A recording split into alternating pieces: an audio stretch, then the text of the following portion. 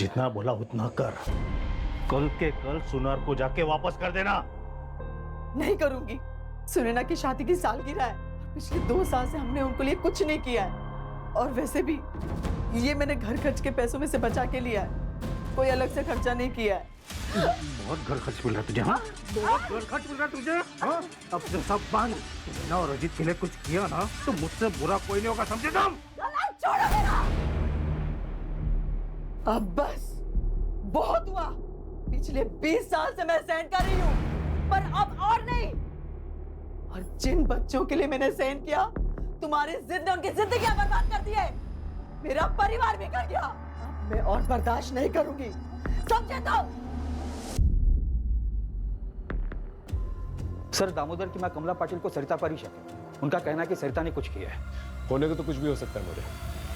हो सकता है इतने सालों के बाद सरिता के मन में कुछ खटका हो, इसलिए उसने ऐसा कुछ किया। लेकिन एक बात हजम नहीं होती, सरिता जो पूरी फैमिली को ऐसे बांध के रखती थी, एक सपोर्ट सिस्टम थी, वो ऐसा क्यों करेगी? बात कुछ और है। एक काम करता हूं, इनकी प्रॉपर्टी डिटेल्स के बारे में पता करो। 2 भाई हैं, एक गुस्से वाला बाप है। हो सकता है गुस्से में आकर बाप ने दोनों बेटों को कुछ कह दिया हो और दोनों बेटों ने मिलकर ये किया।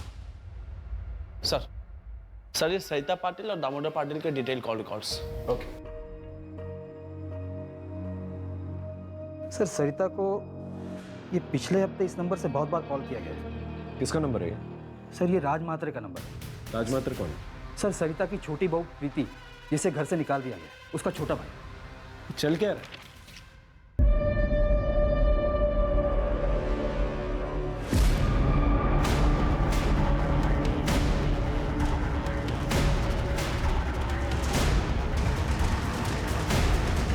कॉल, क्योंकि सरिता काकी और मैं, हम दोनों चाहते थे कि प्रीति अमोल जीजा के पास वापस चली जाए।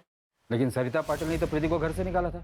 उस टाइम पे वो गुस्से में थी ना साहब, और वक्त के साथ गुस्सा भी तो शांत हो जाता है ना, सही गलत की समझ आ जाती है। 5 जून को सुबह 8 बजे तू कहा था अपने दुकान पर। सोच तो लेता, या पहले से सोच कर रखता था? और इतनी सुबह 8 बजे दुकान खोल देता तू? मैं रोज सुबह 8 बजे दुकान खोलता हूँ। दुकान में CCTV है, चाहिए तो देख लीजिए। सर, जिस दिन सरिता पाटिल गायब हुई थी, उसकी बहू प्रीति के भाई राज मात्रे की फोन लोकेशन भी वही टेंपल है जहां पे पाटिल परिवार गया था।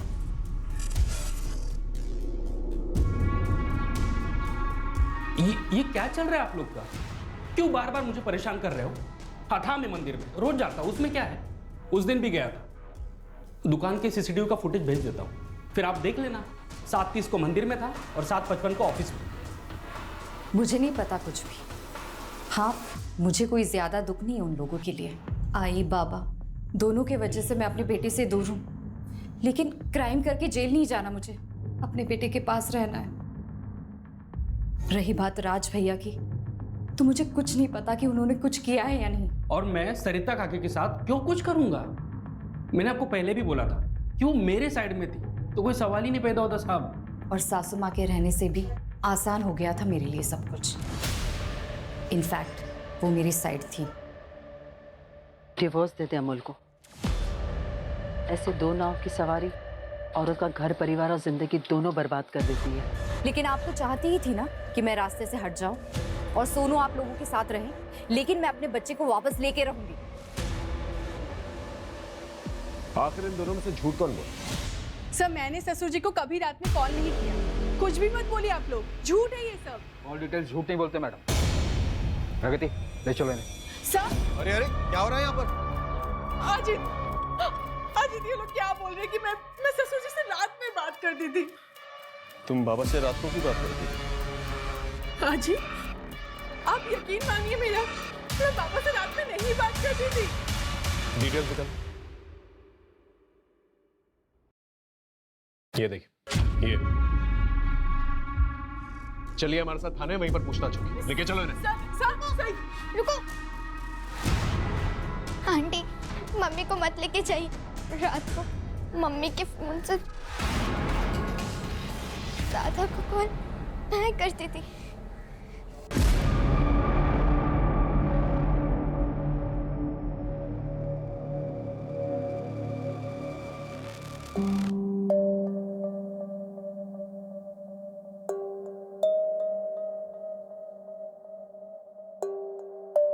और दादू तुमसे अच्छे से बात करते थे? हाँ। आप रिंकी को अंदर लेके जाइए। आपके बाबा अपनी वसीयत बनवाने वाले थे, उनके लॉयर से भी बात हुई हमारी। तो ये कि आपको बखूबी पता था कि वसीयत में आपको एक फूटी कौड़ी नहीं मिलेगी। आपको थोड़ी पता था कि दामोदर जी रिंकी से कितना प्यार करते थे। इसीलिए प्रॉपर्टी के लालच में आकर मैंने मर्डर कर दिया। सर मैं एक डॉक्टर हूँ और अच्छा कमा लेता हूँ। रहा सवाल प्रॉपर्टी का, तो अमोल पूरी प्रॉपर्टी ले सकता है। वैसे भी उसकी कमाई कुछ खास नहीं है, तो प्रॉपर्टी का सहारा उसे भी मिलेगा और उसके बेटे को भी।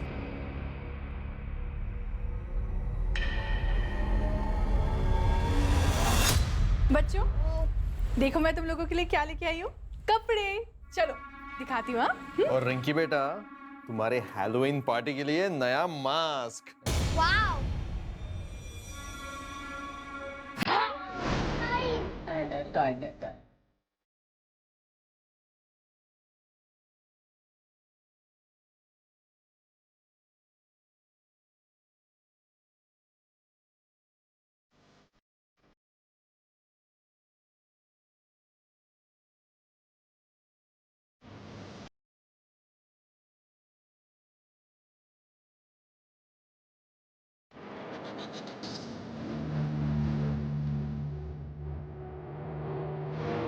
तुम्हारे लिए।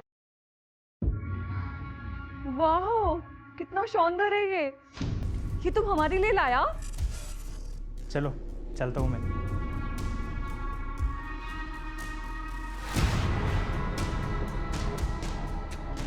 अरे हटो, ऐसे मुंह क्यों फुला रहा है? वैसे तुम जल्दी आ गया है तो ऐसा करो, किचन में जाओ और खाना गरम करो, हम आते हैं। ओके सर, प्रणय का फोटो आ गया है, पूरे शहर में सर्कुलेट करवा दिया है। पुष्पक के बारे में पता चला, जिसने सरिता को फोन किया था? नहीं सर, प्रणय के आधार कार्ड पर कोलकाता का एड्रेस है। वहाँ की पुलिस से मेरी बात हुई, वो लोग एड्रेस की डिटेल्स निकालकर मुझे थोड़ी देर में भेजने वाले हैं। सर, दामोदर और सरिता की क्राइम लोकेशन के पास का एक सीसीटीवी फुटेज मिला है। ये देखिए सर, ये दामोदर के घर से थोड़ी ही दूर का फुटेज है। ये देखिए, यहाँ पे दामोदर निकले और जस्ट उनके पीछे ये बंदा। एक मिनट श्रद्धा, पॉज करो। अपना शूज की तरफ जूम करो, वहां हील की तरफ। वो हील्स देख रहे, अलग अलग नहीं लग रहे? ऐसा लगता है जैसे अलग से बिठवाया गया है। जूम आउट करो। और विग भी पहनी हुई है इससे, और मास्क। एक काम करो, इसके पूरे गेटअप के बारे में पता करो। इसने ये विग, ये मास्क, ये शूज कहां से लिए?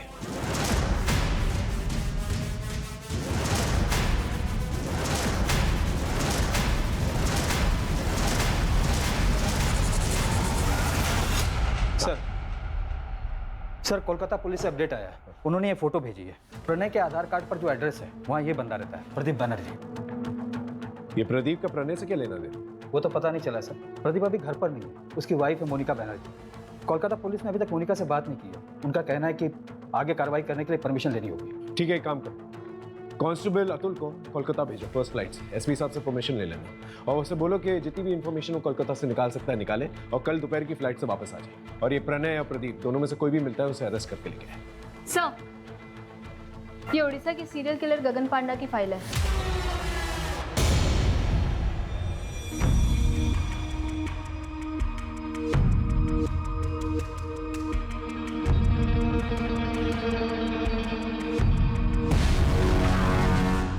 गगन पांडा के बाल लंबे हैं और सीसीटीवी फुटेज में जो आदमी दिख रहा है उसके भी बाल लंबे हैं, जो मास्क की नेट से ढके हुए हैं।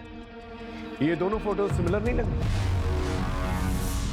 यस सर, दोनों में सिमिलरिटी तो लग रही है। शायद तुम्हारी सीरियल किलर वाली थ्योरी सही है और ये सब कुछ गगन पांडा ने ही किया है। हमें जल्द से जल्द उसे पकड़ना होगा ताकि और लोगों की जान बच सके।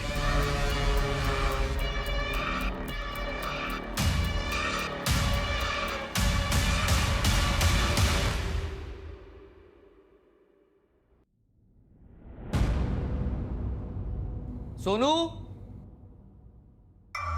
सोनू, सोनू, सोनू, सोनू, सोनू, हाँ जी, सोनू का है। सोनू सोनू अजी सोनू का है? क्या हुआ? वो तो वही बैठा था ना बाहर। अरे नहीं है बाहर। सोनू सोनू सोनू सोनू सोनू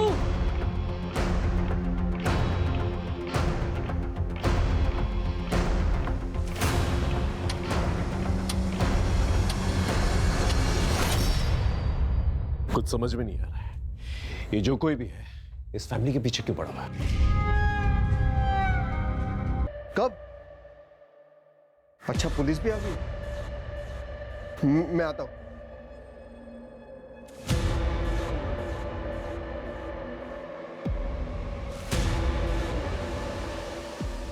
क्या हुआ? इतनी रात को किसका फोन था? सरोज, मेरे बचपन के दोस्त हैं। तुम सोचा मैं आता हूं।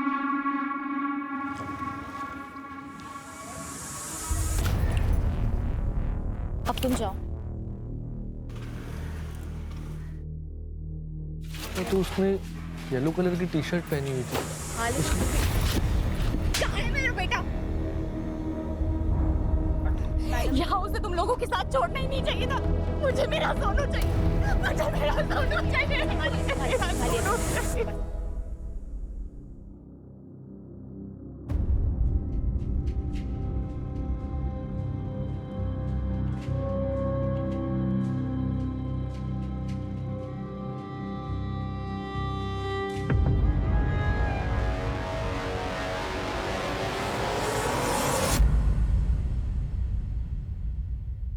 अपने बच्चे को जिंदा देखना चाहता है तो वहां आजा जहां बचपन में दोनों भाई लुका छिपी खेलते थे।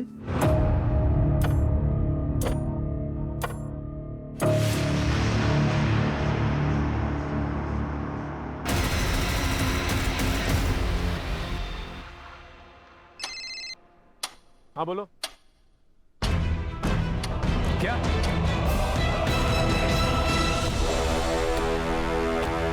कैसे हुआ ये? बोलो, तुम्हारे रहते हुए कैसे चला गया वो? मैं आगे के दरवाजे पे ड्यूटी देता, अमोल पीछे के दरवाजे से कब भागे मुझे पता ही नहीं चला। सर ये नोट अंदर मिला है। अपने बच्चे को जिंदा देखना चाहते हो तो वहां आ जाओ जहां बचपन में दोनों भाई लुका छुपी खेलते थे। सर, ये अमोल का मोबाइल पीछे वाले गेट पे मिला है। ये किलर जो है पुलिस वालों से बिल्कुल नहीं डरता। हम दिन रात एक कर रहे हैं उसे ढूंढने की और वो मर्डर किए जाए। अगर अमोल को कुछ हो गया ना तो हम सबकी वर्दी पे बहुत बड़ा धब्बा हो। सर, उड़ीसा का वो सीरियल किलर गगन पांडा, उसे 4 दिन पहले नागपुर में देखा गया। अमोल भाव। हाँ आराम से बताइए क्या हुआ? सर मुझे ये नोट मिला है घर से, अजीत के तकिए के नीचे से, और उनका फोन भी बंद आ रहा है। अपनी माँ को जिंदा देखना चाहते हो तो वहां आ जाओ जहां पर बचपन में दोनों भाई लुका छुपी खेलते थे। ऐसा ही सेम नोट हमें अमोल के कमरे में, आप जानती हैं जगह का? नहीं सर, लेकिन अजीत के बचपन के दोस्त यही पीछे रहते हैं। सर मैंने अजीत के दोस्त सरोज से बात, उसने बताया कि इन लोगों को बचपन में खाली गोडाउन में खेलना पसंद था। मैंने अपने खबरी को काम पर लगा दिया ऐसे संदिग्ध गोडाउन का पता करने के लिए। अरे मोरे सर, एक बात पता चली है, यहाँ सासवट एरिया में एक पुराना गोडाउन है जो काफी टाइम से बंद पड़ा हुआ है। अभी 3 महीने पहले किसी ने उसको भाड़े पे लिया है। सर एक गोडाउन हायर हुआ था 3 महीने पहले। कहाँ पर एक गोडाउन?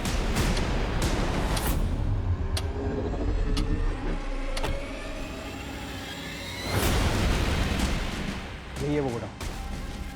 Get ready.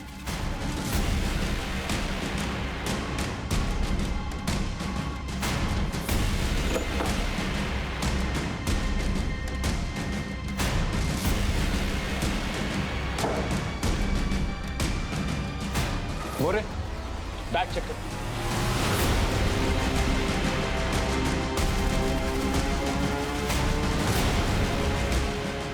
इसका मतलब पूरी पाटिल फैमिली किलर के टारगेट पर थी। मतलब बाकी फैमिली मेंबर्स की जान भी खतरे में है। किलर हर 10-12 घंटे में अटैक कर रहा है। अगर उसे रोका नहीं गया तो एक और लाश मिलेगी। सोनू का भी पता नहीं चलेगा। यहाँ पर जितने भी शॉप्स और गोडाउन वहां पर जाकर चेक कर। Okay sir. जी सर। 45 घंटे हो चुके हैं सरिता को गायब हुए। हमें जल्द से जल्द किलर तक पहुंचना होगा ताकि पाटिल परिवार के बाकी लोगों की जान बच सके। हाँ मुझे जल्द से जल्द अपडेट देते रहो। हमारे पास बहुत कम वक्त है, समझ रहे हो ना? सर सर कोलकाता वाले प्रदीप की वाइफ से बात हुई। उसने बताया कि प्रदीप को शराब की लत है और इसको लेकर आए दिन उसके बीच झगड़े होते थे। सर और एक बात, सर प्रदीप की वाइफ ने तकरीबन 1 महीने पहले प्रदीप को फोन पर बात करते हुए सुना था। ठीक है, हम तुम्हारा काम करेगा, लेकिन इसके बाद तुमको हमारा एक काम करना पड़ेगा। ठीक है, चल आता है मैं पुणे।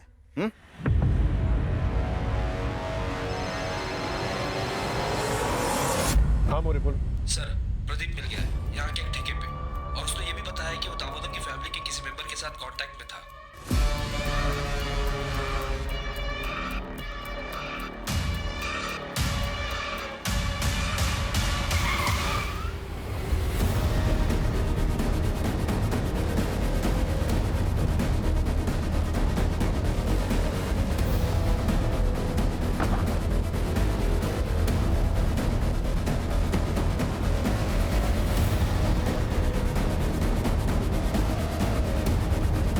दादा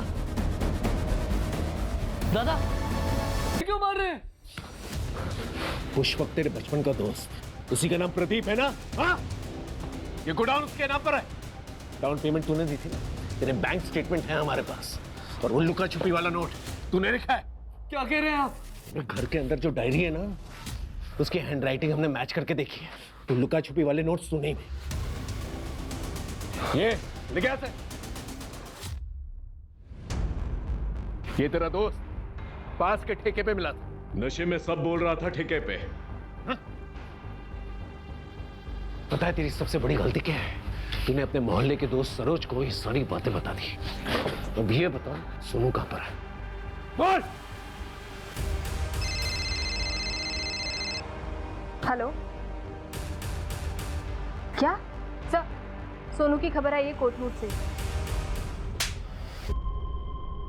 अजीत पे हमला क्यों किया? सरोज ने अजीत भाई को सब बता दिया था। उन्होंने मुझसे पूछा था फोन करके। अमोल, क्या ये सब तूने किया? क्यों, क्या हुआ भाऊ? सरोज ने मुझे बताया बाबा के मर्डर के 1 घंटे बाद तूने उनकी जॉब के लिए कंपैशनेट ग्राउंड पर अप्लाई कैसे करते इस बारे में पूछा था। पापा 1 हफ्ते बाद रिटायर होने वाले थे और 1 हफ्ते पहले उनका मर्डर। सच सच बता, तूने किया ना? कैसे कैसे बोल सकते हो आप ये सब भाऊ? मैं बर्बाद हो गया हूँ। आई, बाबा, मेरा बेटा सोनू सब गए। मैं अकेला रह गया हूँ। अब नौकरी लेके क्या कर लूंगा मैं? मान तो गए थे, लेकिन कभी कहीं अगर पुलिस को बता देती तो पुलिस बाल की खाल निकालती तो मैं पकड़ा जाता। प्रदीप ने आई से पुष्पक बन के बात की थी ताकि हम उसके जरिए बाबा को फंसा सके। मैं प्रदीप से मंदिर के बाहर फोन पे बात कर रहा था। आज ने सब सुन लिया। बाबा को आज रात को ही मारना पड़ेगा। 1 हफ्ते बाद उनका रिटायरमेंट है। अगर अभी नहीं किया ना तो मुझे जॉब नहीं मिलेगी, ठीक है? मैं रात को उनको बाबा ने, अजीत ने बस आई थी जिसने कभी कुछ नहीं कहा, लेकिन मैं ये प्रेशर झेल नहीं पा रहा था सर। मुझे सिर्फ एक ही रास्ता दिखा, बाबा को मार के उनकी जॉब लेने का। उसके बाद मुझे कोई कुछ नहीं बोलता। सोनू भी मेरे साथ होता और मैं फेलियर नहीं कहलाता। बेटा डरो मत, अब तुम सेफ हो। Okay, you're a strong boy ना? सोनू, मम्मी,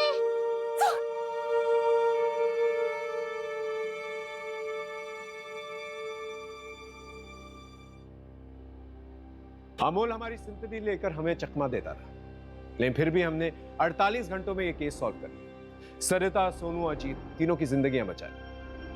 अमोल के पास पैसा था, उसके परिवार का पैसा था, लेकिन फिर भी उसकी बीवी और सोसाइटी वाले उसे नीचा दिखाते रहते, उसे बेकार और बेरोजगार होने का एहसास दिलाते रहते। सर डॉक्टर का फोन आया था, सरिता की कंडीशन अब स्टेबल है। मम्मा आई। सोनू का मेडिकल हो गया, थोड़ा डिहाइड्रेशन है सर, लेकिन ठीक हो जाएगा। हमारी तरफ से काउंसलिंग भी होगी इसकी। Don't worry. अंकल आजी, तुम्हारी आजी बिल्कुल ठीक है, हॉस्पिटल में है, डिस्चार्ज हो जाएगी, तुम उससे जाकर मिल भी सकते हो। Thank you sir.